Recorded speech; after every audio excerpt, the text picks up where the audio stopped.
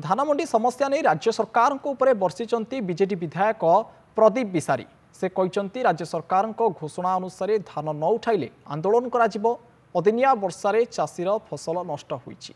चाषी केउठू भल दान आनिबो बोली से प्रश्न करिसंती। 800 टंका बोनस न देबा पई सरकार एही आळ करूचंती। चाषी किपरि कम धान बिकिबे से व्यवस्था करूचंती सरकार। बारंबार सरकार निजर मत बदलाइबारे लागिचंती। यह विरुद्ध में बीजेडी प्रतिवाद करने सह राजरास्ता को ओह्लाइब बोली मध्य से कहिसंती। तेबे बिजु जनता दलर विधायक माने ए प्रसंग विधानसभा रे उठाइबे बोली से कहिसंती।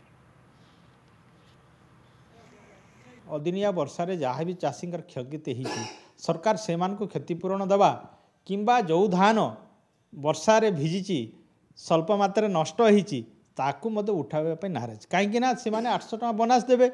तेणु या टालटीनीति करी किमती चाषी कम धान बिकिबे एवं से बाबा नेबे। आज चाषी आत्महत्या केते कलेनी विष पीउचंती। आज आपण माने सब पेपर पृष्ठार देखि पारुथिबे। तेणु यही प्रकार सरकार केवल सुविधावादी से बयानबाजी दौरान जे भल धान आनतु भल धान कौट आनबे। धान माने वर्षारे भिजिला ताकू तो सुखैक आनबे। धान जो मस्टर अच्छे न किणतु।